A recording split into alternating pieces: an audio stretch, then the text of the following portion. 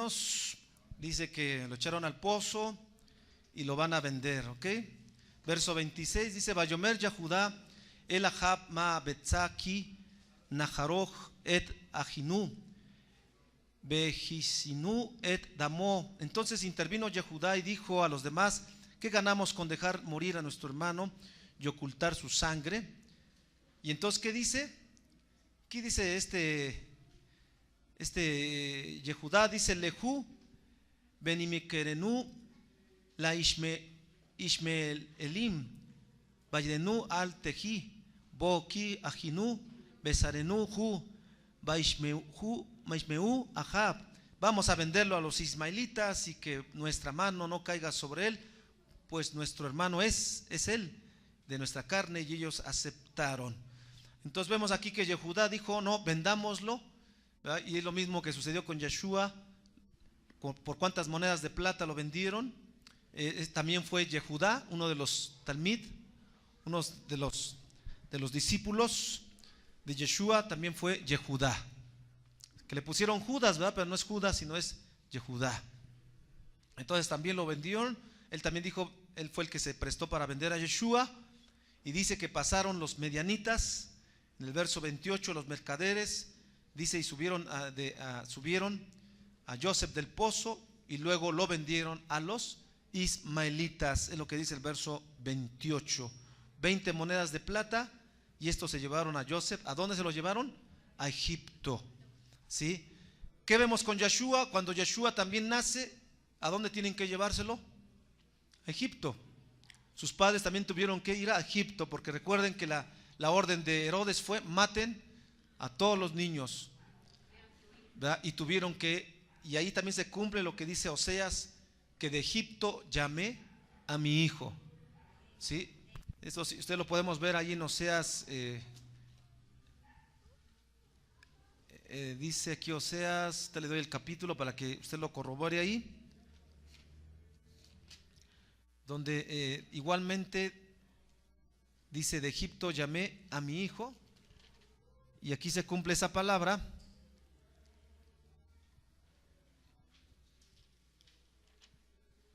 Con lo que estamos leyendo aquí de la Torah, cuando dice que se lo llevan y lo venden a Egipto. ¿A quién? A Joseph.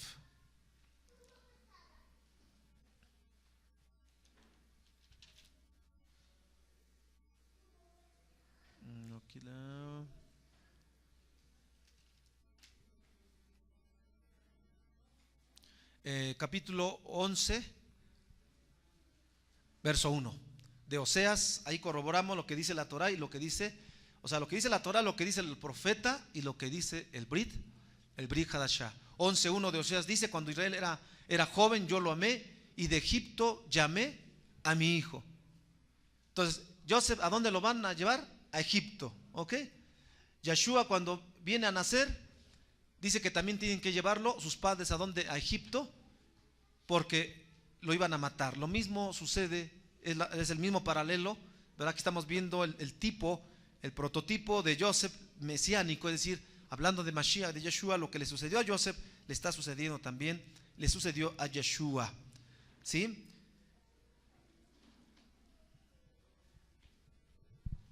En el verso 30 dice: y fue como sus hermanos les dijo: el niño no está, ¿qué hago yo ahora?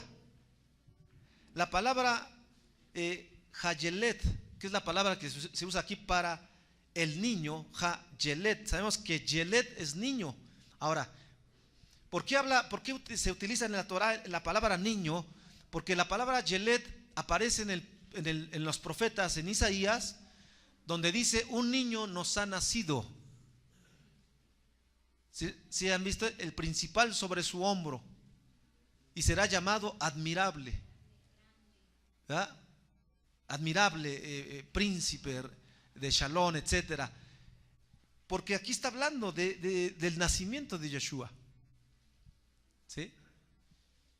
Está hablando del nacimiento de Yeshua como un niño. Yelet, la palabra Yelet, niño. Ha-Yelet, eso está en el verso 30 del capítulo 37 que estamos leyendo.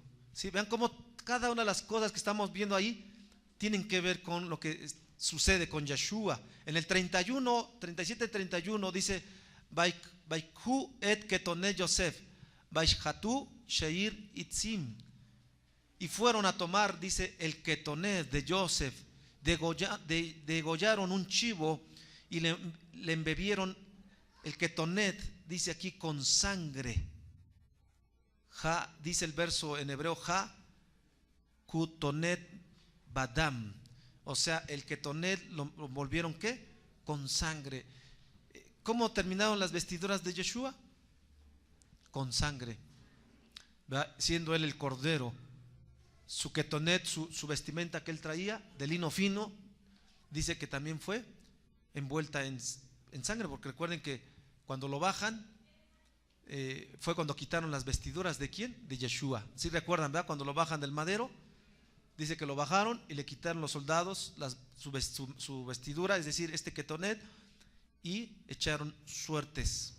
Desgarraron el ketonet, dice el verso 32, Vaishlehu et ketonet japasin, o sea, el ketonet como ya dijimos, no era uno de rayas, sino que en realidad era una prenda, ¿verdad? Una túnica de quejuná, de sacerdote, dice, y se la enviaron a su padre, se la enviaron a Jacob. Aquí hay un comentario de la casa de Yehudá cuando dice en el verso 32 que le enviaron el Haketonet Binja, o sea, el ketonet a su padre, y le dicen, ¿lo reconoces? ¿Lo reconoces? Dice, ¿reconoces tú este ketonet? Bueno, por un lado, la casa de Judá dice que como esta era la prenda que tenía Abraham desde el Edén, dice que olía al gran Edén, que tenía el olor del paraíso, ¿sí? Y que cuando él lo huele también, dice, no, pues sí, es él. Eso es lo que dice la casa de Yehudá.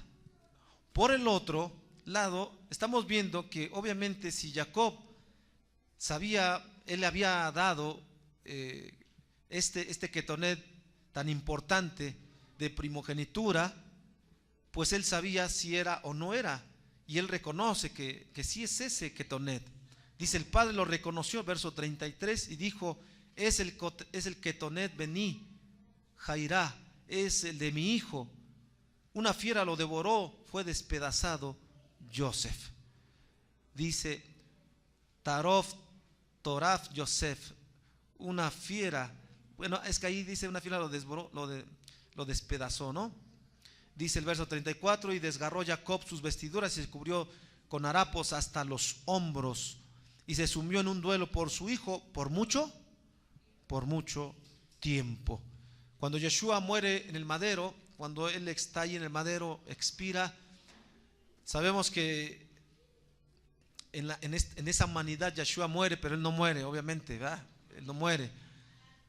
Pero dice que hubo tinieblas, el padre se entristeció porque ciertamente su hijo Yeshua, el amado, pues había sido puesto en el madero.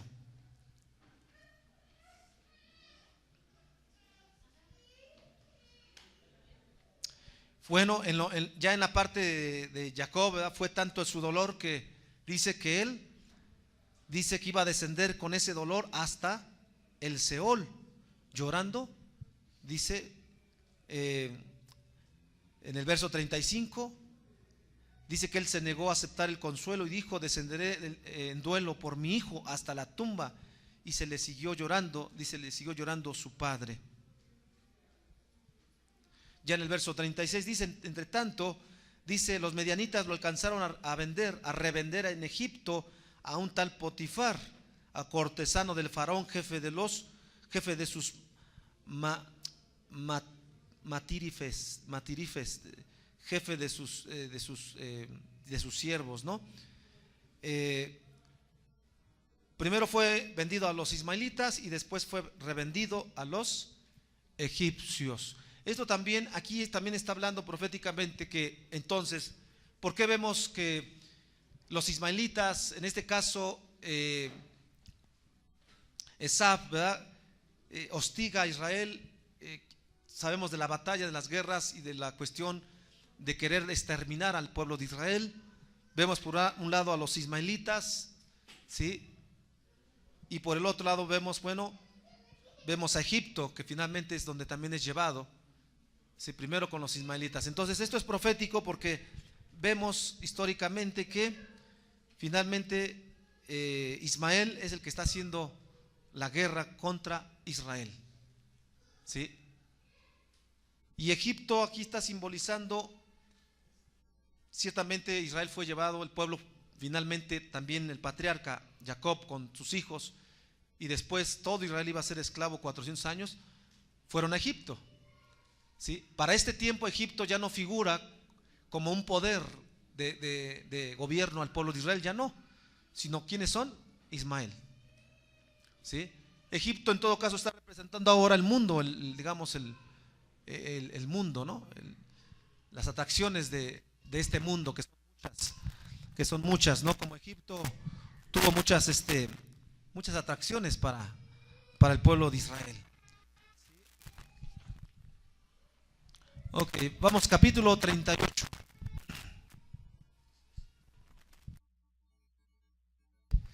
Vamos a 38. Dice, y esto también es profético, dice, Vayehi baet ahi beireb Yehudá et Ahab bayet ad ish adulami ushmo girá. Y sucedió en ese tiempo que se distanció Yehudá de sus hermanos y se fue al lado de un señor adulameo de nombre Girá. Y bueno, aquí viene, dice, y conoció allí Yehudá una mujer hija de este varón, mercader llamado Shua, y se casó con ella y la hizo suya. Después viene y se embarazó la mujer y dio a luz un niño y le puso de nombre y concibió otra vez y dio a luz otro niño y que le llamó Onán.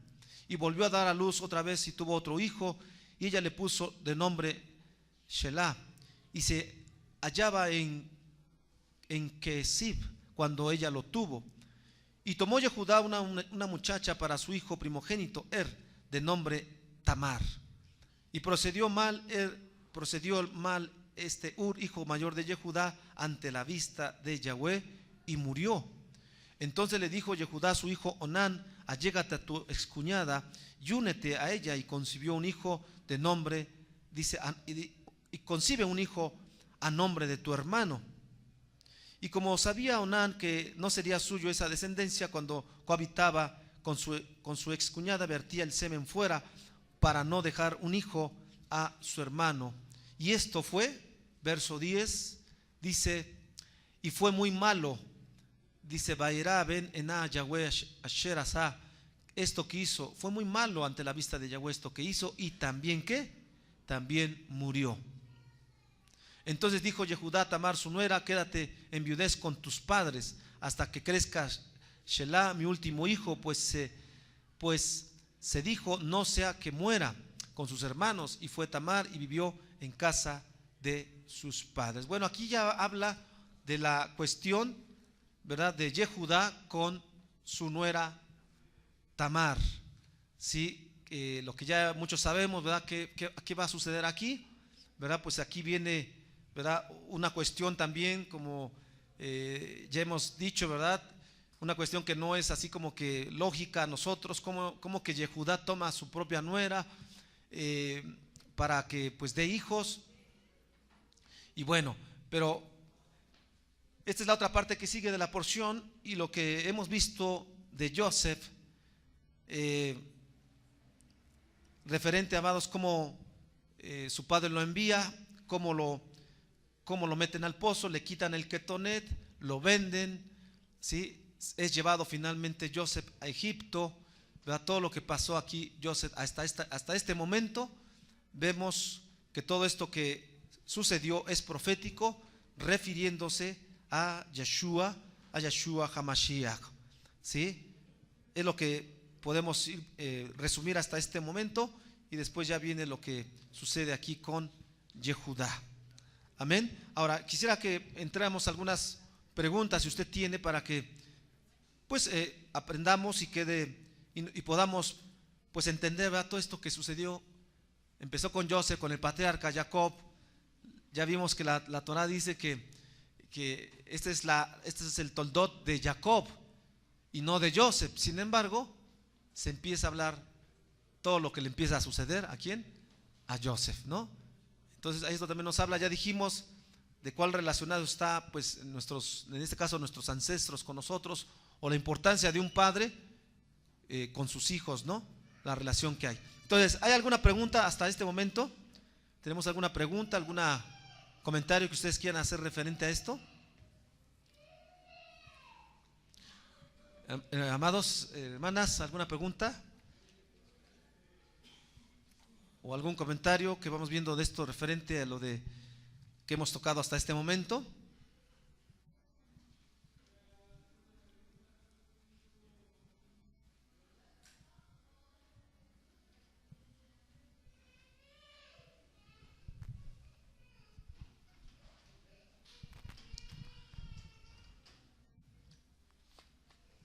¿No hay preguntas? ¿No? Ahora no hay comentarios tampoco. Bueno, entonces seguimos adelante para que vayamos terminando esta porción. Dice, bueno, esta otra parte también profética, donde Joseph es vendido con gente extraña, con los gentiles, digamos. Joseph fue vendido por lo menos 3 veces antes de llegar a Egipto. Los medianitas, los ismaelitas y luego los medianitas. En el verso 33 dice esto: representan a los gentiles que entraron en la escena del programa de salvación de Yahweh. Finalmente Yeshua, cuando también es colgado en el madero, ¿sí?, también cayó en manos ¿de qué? De gentiles. Sí, cayó en manos de gentiles.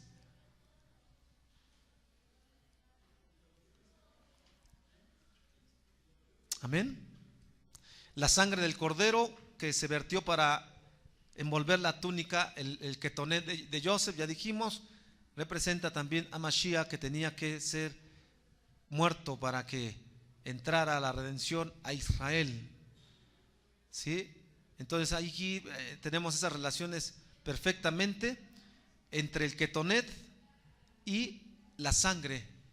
Esto lo vemos allí, también lo vemos en Isaías 63:2, donde nos habla de esto. Revelación 19:13, la sangre habla del ministerio de la boda del Cohen Agadol, que él oficiaba. No hubo nunca expiación sin derramamiento de sangre. Esto es muy importante, ¿sí? Hoy la casa de Yehudá dice, bueno, para que tengamos expiación tenemos que hacer muchos rezos, o tenemos que hacer, ¿verdad?, ellos dicen muchas plegarias, pero en realidad eso no es la expiación, porque eso no va a dar la expiación. ¿Quién da la expiación? La sangre de Yeshua. Y la sangre de Yeshua hasta el día de hoy sigue obrando en expiación por todo Israel, ¿sí? Entonces ahí está la figura de la sangre del cordero, ¿sí?, con el manto, es decir, digo manto para aquellos, ¿verdad?, que todavía no se familiarizan con el hebreo, en el ketonet, en esa prenda que traía Joseph, ¿ok? Entonces ahí está la conexión tremenda. También el Salmo 22 nos habla, el Salmo 22 también nos está hablando de cuando dice que repartieron. El Salmo 22:18 dice: repartieron mis vestidos entre sí y sobre mi ropa echaron suertes. Tehilín 22:18. Sí, así también está escrito en ese salmo, ¿verdad?, hablando de por eso cuando veíamos y cuando todavía se ven esas películas, ¿verdad?, las películas romanas, griegas, donde ponen al Mesías, ¿verdad?, con un manto rojo, ¿verdad?, pero nada tiene que ver con ese manto rojo, sino que tiene que ver con la primogenitura, con la posición que se le da a Joseph, y que Yeshua también tenía ese ketonet, ¿sí? ¿Y por qué se lo repartieron? Porque estaba profetizado, ¿verdad? Aquí como lo estamos viendo aquí en Bereshit. ¿Sí? Ok. Ok, entonces aquí espero que podamos haber entendido toda esta parte, ¿verdad? Hasta aquí nada más en esta parte de Dios, porque después viene la otra parte. ¿Sí? Y esto también es importante, porque en una ocasión cuando estaba hablando yo con un hermano, con un Jai, respecto a la venida de Yeshua, respecto al cumplimiento en dos etapas de lo que es todo lo que es el plan de salvación, la primera venida de Yeshua, y ahora estamos esperando la segunda. Entonces alguien me decía, este varón decía, pero ¿dónde dice la escritura que la venida del Mesías va a ser en dos etapas, o que la redención va a ser en dos etapas, como ustedes dicen? O sea, ¿dónde vemos eso? Si una profecía se va a cumplir, dice se va a cumplir pues a un tiempo y se va a cumplir toda, ¿sí? Entonces me quedé con eso, y ahora que estuve estudiando todo esto y vamos viendo, vemos que la profecía y las profecías que el Padre dio, muchas de ellas se van cumpliendo. No se cumple totalmente en un tiempo la profecía, sino vamos viendo que se van cumpliendo en dos etapas, así como el casamiento es en dos etapas. El casamiento hebreo es en dos etapas, ¿sí? Primero viene el desposorio y después viene la consumación de ese desposorio. Por eso la Torah está en dos etapas. Lo que la teología cristiana le puso, ¿verdad?, la ley, y después puso la gracia, ¿sí? Entonces muchos dicen, no, la ley ya no, la gracia sí. Pero no se dan cuenta que son dos etapas, ¿sí? Un contrato de matrimonio en dos tiempos, pero sigue siendo el mismo contrato. O sea, no es que tomando la figura del casamiento hebreo, pues cuando se desposa una mujer con un varón, pasa un tiempo y después viene esa consumación. No quiere decir, ¿verdad?, que este varón después se va a casar con otra, no. Por eso la mujer dice que tiene que ser fiel en toda esa etapa. En la primera etapa que se compromete, tiene que ser fiel para cuando llegue ya el momento de la consumación, ¿verdad?, pues está virgen, se guardó en Kedushá, todo. Lo mismo es Israel. Lo mismo sucede con lo que estamos viendo ahorita de lo que se cumple, lo que dice la Torah, con lo que se cumple con Yeshua, en dos tiempos, en dos etapas, ¿sí? En dos etapas. Entonces Yeshua vemos que aparece en la primera, como lo vemos ahorita aquí, y en esta primera etapa vemos todo el sufrimiento, vemos todo lo que le acontece a Joseph, ¿sí? Ya vimos los paralelos, las similitudes que hay, lo que dice la Torah con el Brit Hadashah. Y en esa primera etapa, hasta ahí. Por eso, aún los mismos sabios judíos, antes de Maimónides, antes de todos ellos, antes del Rambam, que el Rambam es en el 1500 aproximadamente de nuestro tiempo, y hay otros maestros judíos, maestros de Torah antiguos, del primer siglo, por ejemplo, ellos decían que el Mesías, ellos hablaban del Mashiach ben Yosef. De ahí se desarrolló la enseñanza del Mashiach ben Yosef, el Mesías que sufre. Ellos declararon que el Mesías tenía que sufrir, tenía que morir y tenía que resucitar, y luego vendría a ser rey, ¿sí? Y ellos lo vieron en dos etapas también. La discusión de ellos fue si el Mesías, ¿verdad? Ellos decían, no, pero ¿cómo dos Mesías? Entonces, ya cuando vemos todo esto, lo que dice la Torah, lo que dicen los profetas, y nosotros que creemos en el Brit Hadashah, en el pacto renovado, pues entendemos que efectivamente habla primero de un Mashiach, un mismo Mesías, pero en dos roles o en dos etapas, en dos tiempos. El Mesías sufriente y luego el Mesías que va a reinar, pero para que reine tiene que resucitar. No puede reinar si no resucita. Entonces, dentro del judaísmo hay quienes sí creen en resurrección y hay quienes no creen en resurrección. Hay quienes más se van por la reencarnación, pero nosotros no estamos hablando de reencarnar, ¿sí? Esto también es importante para cuando usted vea esos términos y usted lea literatura judía, ¿verdad? No se desvíe, porque hay que estar bien puestos, ¿ok? Entonces, sí vemos aquí la cuestión de este Mesías sufriente, y después vemos al Mesías reinante, es decir, el Mesías rey. Y es el que estamos hoy ya esperando nosotros. El Mesías, el Mashiach, que va a reinar.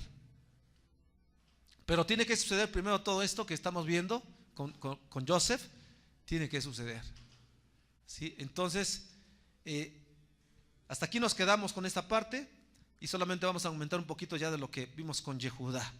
¿Sí? Con Yehudá. Espero que usted vaya entendiendo todo esto y pues lo estudiemos más, ¿verdad? Porque recuerde que siempre hay que estar estudiando. Creo que hoy aprendimos un poquito más referente al Ketonet Pasim, que no era simplemente una túnica de rayas, o que otros, ¿verdad?, dicen, no, pues era una camisa, ¿verdad?, que le regaló su papá. No, realmente vemos por qué razón le quitaron realmente esa Ketonet, porque representaba la primogenitura, representaba la Kejuná, ¿sí? Cómo se la quitan, cómo la vierten con sangre, lo que ya vimos, la sombra de Yeshua, tan importante que tenía que cumplirse esto que está aquí narrado en la Torah. Amén.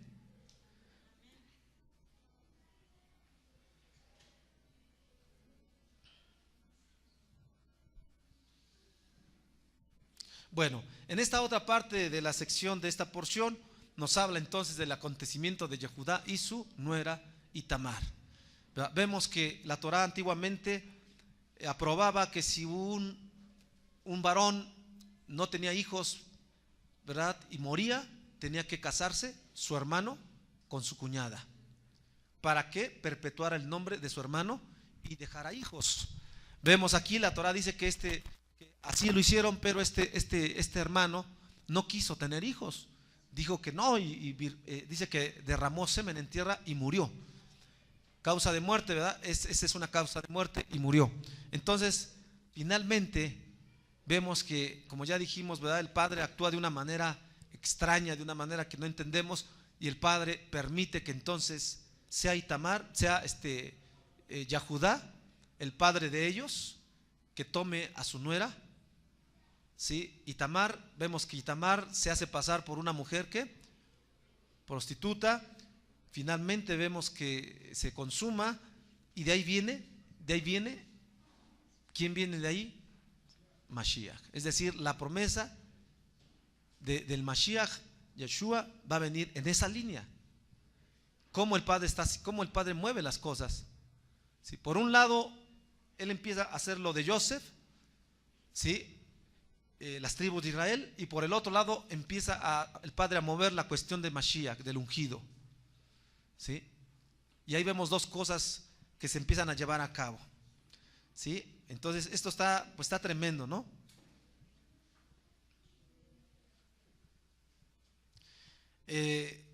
Si vemos esa línea, vemos que Judá engendra a Pérez, de ahí viene el apellido Pérez, ¿verdad? Pérez, a Gerson, a Jezrón, de quienes saldrían luego el rey David, Melech David, y de ahí viene la promesa de Mashiach, el rey de Israel. ¿Sí? Vemos las generaciones de Pérez en el libro de Ruth, capítulo 4, 18 al 22. Dice, estas son las generaciones de Pérez. Pérez engendró a Gersón, Gersón engendró a Ram, Ram engendró a Aminadab, Aminadab engendró a Nachshon, Nachshon engendró a Salmá, a Salomón, Shalomón engendró a Boaz, Boaz engendró a Obed, Obed engendró a Yisai, Yisai engendró a David. Y ahí vienen las generaciones, ¿verdad?, de donde viene la línea de Mashiach. Entonces, así es como viene esta parte, ¿no?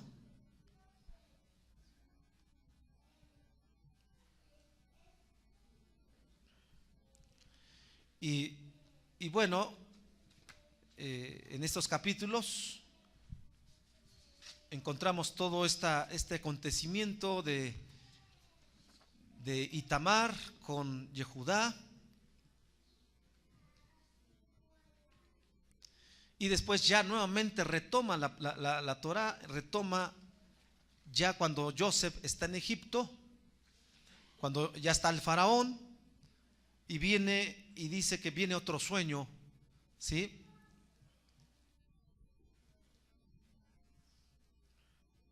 Bueno, ya vemos en el capítulo 39, dice que Joseph fue llevado a Egipto,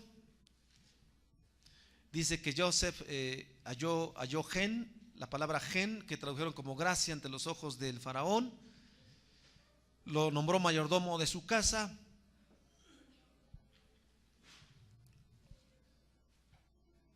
Dice en el verso 6 del 39 que Joseph era de buen aspecto, dice que era guapo, y dice que entonces la mujer de Faraón se le insinuó. Aquí vemos una de las pruebas que tiene Joseph, ¿verdad? Y por esta causa que obviamente Joseph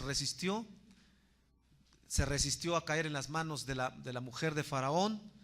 Dice que por esta causa entonces lo metieron a la cárcel. ¿Sí? Esto dice el capítulo 39, en el verso 7, verso 8.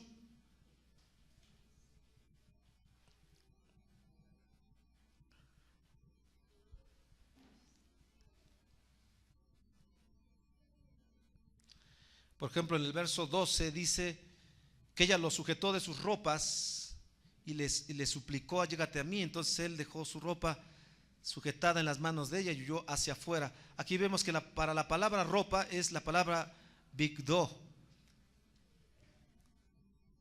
¿Sí? Bigdo es la palabra ropa, entonces muy diferente, ¿verdad? Ropa a lo que ya vimos que es ketonet. ¿Sí? Bueno, aquí habla de cuando Joseph rehuye y no acepta, ¿verdad? Pues estar con la esposa del faraón. Esto le costó, ¿verdad?, que lo enviaran a la cárcel a Joseph. Y aquí vemos las pruebas que él está pasando, ¿sí? Y vamos viendo aquí todo el relato.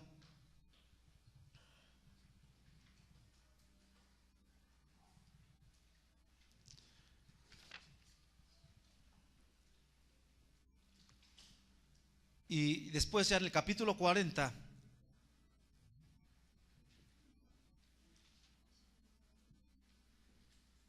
habla de lo que sucede, amados, ya lo que sucede cuando Joseph está ahí ya en la casa del faraón, cuando vemos la situación de los siervos de faraón, el panadero y el de las copas, ¿sí?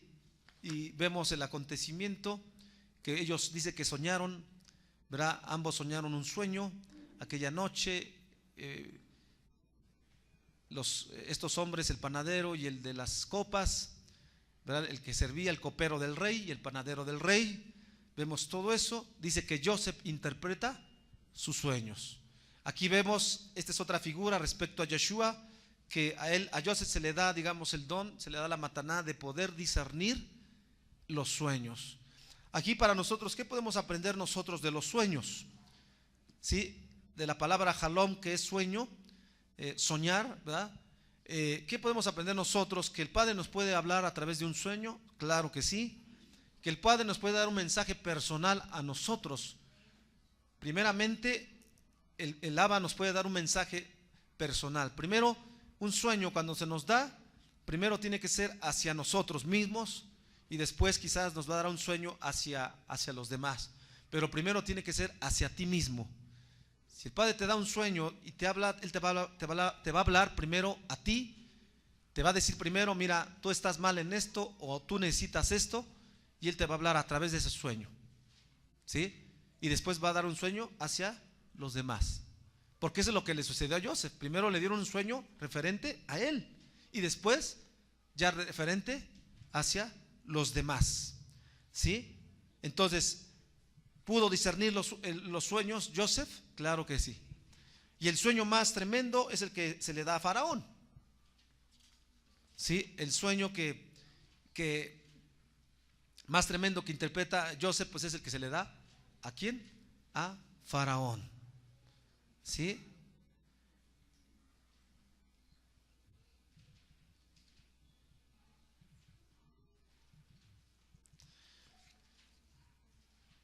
termina diciendo con en esta porción, ¿verdad? Habla de la interpretación de los sueños, de donde dice Joseph, ya esto está en el capítulo 40, verso 18 en adelante, desde los versos anteriores, dice: y le respondió Joseph diciendo, esta es la interpretación de tu sueño, las 3 canastas representan 3 días, dice, dentro de 3 días también pedirá Faraón, dice, Faraón tu presencia ante el público, y te hará colgar en la horca, y comerán las aves tu cuerpo que va a quedar ahí yacente, muerto.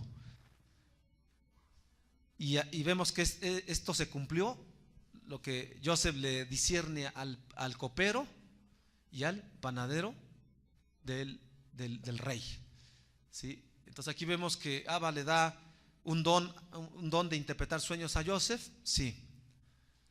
Yeshua conocía y discernía el corazón de los hombres, sí. Yeshua se le dio, él tuvo esa, obviamente, esa capacidad, y él conocía y discernía todo lo que pensaban y decían de él. Él lo discernía, él sabía qué estaban pensando los maestros de la ley, de la Torah. Y lo mismo Joseph, ¿verdad? Y Joseph le dijo: mira, pues esto va a suceder contigo, te van a ahorcar, te van a matar. Sí, y bueno, pues esto sucedió así. Finalmente termina que cuando, recuerden que Joseph le dice: mira, te voy a discernir el sueño al copero, le dice al copero, pues cuando salgas, pues te acuerdas de mí, ¿no? En el verso 23, donde termina la porción, dice: pero no se acordó el jefe de las bebidas, el jefe de los coperos de Joseph. Es más, se olvidó de él, ¿verdad? Bueno, ya dijimos, amados, aplicándolo a nuestra vida, no hay nada que pase si no el Abba lo permite. Y además, con esto que sucede en la vida personal de cada quien, hay un porqué, hay un para qué, hay un propósito del Padre, y a veces no lo entendemos nosotros. Sin embargo, Él tiene todo en el control. Sus hermanos dijeron: ¿acaso te vamos a servir, Joseph? No, nosotros no te vamos a servir, y como no te vamos a servir, te vamos a vender. Es más, te vamos a matar. Pensaron matarlo, después ya dijeron: no lo matemos. Bueno, lo vamos a vender, le vamos a quitar su ketonet, lo que su padre le dio, la posición que le dio, se la vamos a quitar. Pero el Padre tiene todo, ¿verdad? Tiene controlado todo. Y el Padre dice: pues van a ver cómo ustedes sí se van a postrar. Y eso se ve mucho más adelante. Entonces, amados, aquí vemos, el Padre tiene el control de nuestra vida. Si usted se somete a Él, si usted camina en su palabra, si usted camina en obediencia, si usted camina en fidelidad, si usted, amado, se mantiene ahí firme, el Padre tiene el control. Y aunque parezca que todo está mal o saliendo mal, el Abba tiene todo, ¿sí? En esta primera etapa vemos que pues nada bien le fue a Joseph. O sea, de nada le sirvió que le dieron su ketonet, ¿verdad? Su túnica y todo muy bonito y todo, y se la quitaron, se la rompieron, ¿verdad? Tenía 17 años, muy joven, inmaduro. Todos en una etapa de jóvenes somos inmaduros, ¿verdad? Y cometemos cada cuestión, cada cosa, ¿verdad? Entonces esto nos enseña, amados, que tenemos que, si el Padre nos ha prometido y hay promesas fieles, son verdaderas, ¿qué tenemos que hacer? Descansar en ellas, creer, mantenernos. Y después va a venir, el Padre tiene todo, pero hay que creerlo, ¿sí? Entonces vemos aquí una vida de Joseph, pues le va mal. Lo desechan sus hermanos, lo venden, le engañan, lo separan de su padre.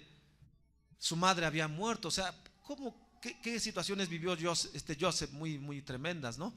Entonces, nosotros tenemos que aprender de esto. Amén.